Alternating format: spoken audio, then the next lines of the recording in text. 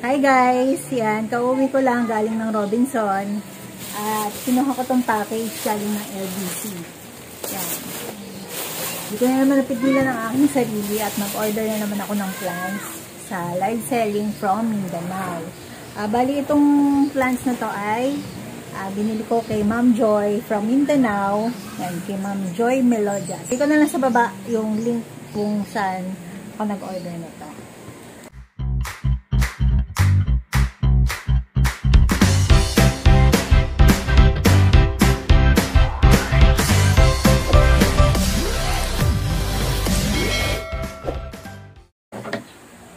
Yan, open natin.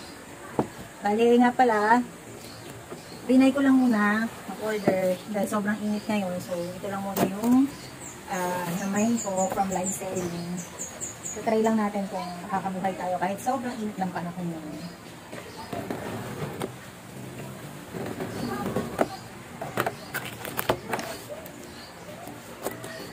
Samahan niyo ako mag-unbox nitong ating nilay ng mga plants.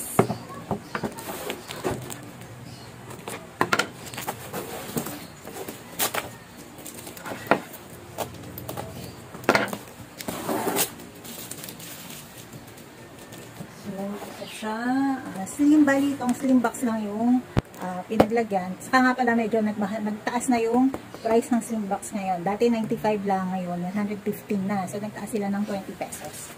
Nagtaas mismo ang LBC.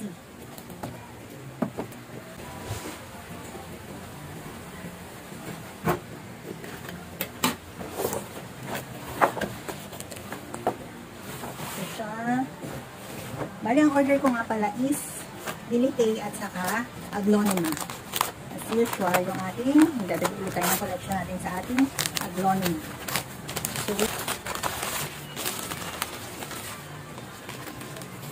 bali, ito yung order ko na 10 karat. Magta-try ulit ako kung makakabuhay ako. Tapos dalawa na itong na-order ko na 10 karat. Kasi last time, hindi ako natunaw na matay. So, ngayon try ulit natin kung mabuhay natin to. Bali, dalawang stem na yung marker ko na 10 karat. Ito. Pasensya na kayo sa ingay. Kasi naglalako ng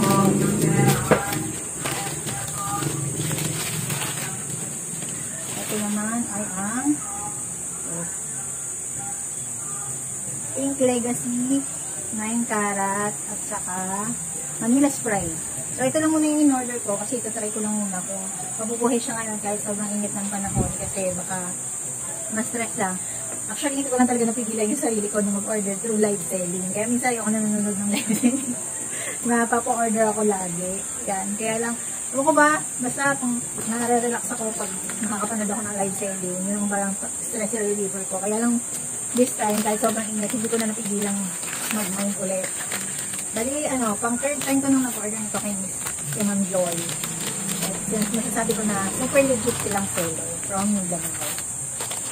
Tapos ito naman, first time kong mag-order na yan, Giant Dilitay. So, first time ko palang makakapag-alaga nito dahil isa talaga to sa wish list na plan ko. Dahil dati sobrang napakamahal nito, libo-libo yung presyo. So, ngayon, nabili ko lang siya, dalawang stem worth 150. Sana mabuhay ko. Yan, tatry lang natin. Yan, maganda naman siya. Yan. Pag nag-order talaga kay Ma'am Joy, sobrang sulit. Tingnan nyo naman, fresh na fresh yung mga plants. Yan. Yung 10 karat, wala man lang ka-damage. Hindi nilaw yung mga dahon niya. So, sobrang sulit. Tapos ito nga yung Dilitay. Yan, fresh na fresh pa rin naman siya. Yan. Wait, ano lang to. Yan, may presyo pa.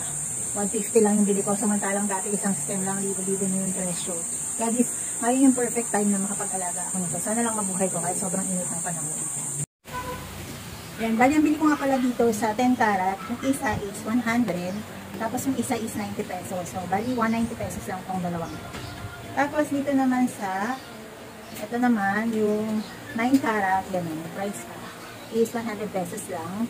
Medyo rush na siya. Tapos itong Pink Legacy is 65 pesos lang. Tapos ito namang Manila Sprite is 50 pesos. Yan. Tapos may papel nga si Ma'am. Mura na din talaga ngayon ng mga plants compared last nung pandemic, nung kasagsagan ng mga plant, nung kasagsagan ng pag-boom ng mga plants, grabe, libo-libo talaga yung presyo.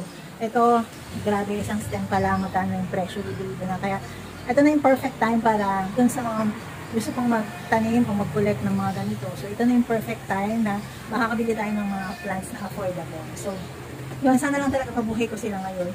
Kasi nga itong second time ko na mag-aalaga nito. Dahil nung namatay na puno yung nakaraan. So, sana this time naman mabuhay ko sila. Tapos ito din Pink Legacy. Itong 9 karat, second time din. Itong Manila Sprite, first time ko. So, sana mabuhay ko talaga sila this time.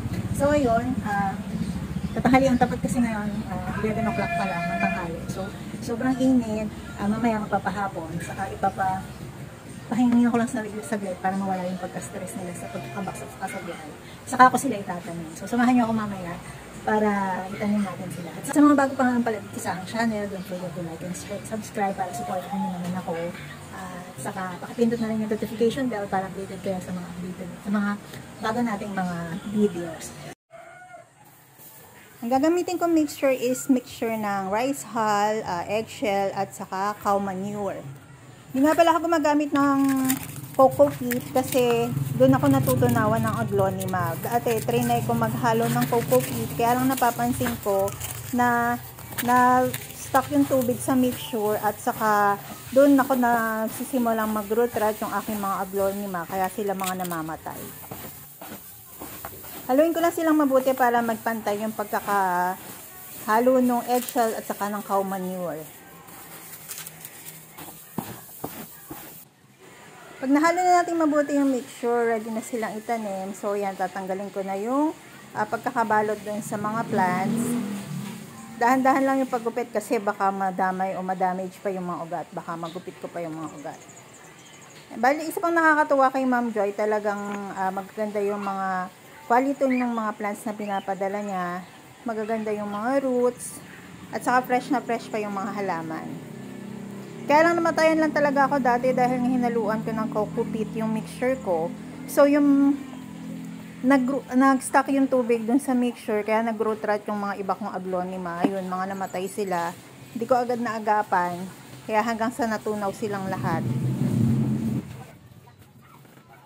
Sana mabuhay ko na sila this time kahit sobrang init ng panahon. Pero tingin ko naman yung mga aglonema kahit sobrang init, basta wag lang sila direct sunlight, makakasurvive naman sila. Yung bilitay lang ang hindi ko sure kasi nga first time ko palang mag-aalaga. Pero sana mabuhay ko sila talaga lahat. Yung mixture nga pala na ginamit ko sa bilitay is sinaluan ko ng lupa. Bali combination ng rice hull, ng lupa, ng soil at saka ng cow manure and eggshell.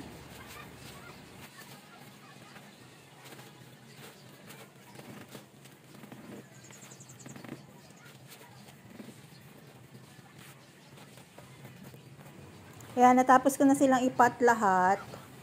Tapos ilalagay ko muna sila dun sa hindi naaarawan. Dito yung part na hindi masyadong naaarawan. Bright sunlight siya pero hindi siya direct sunlight. And diligyan ko muna sila dahil medyo tuyo na yung roots nila kasi ilang araw din sila sa biyahe. So na-dry na yung roots nila kaya kailangan din muna diligan.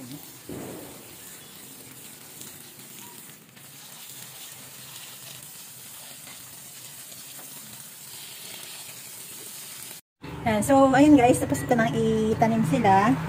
Yan. Tapos ko na rin silang diligan. Sana lang talaga mabuhay ko sila this time, mapalaguin, para naman masulit yung ating pagbili sa kanila. So, that's it for today's video mga ka-Keikis. Sa mga bago pa nga lang pala sa aking channel, don't forget to like, share, and subscribe para supportan naman ako dito sa aking YouTube channel.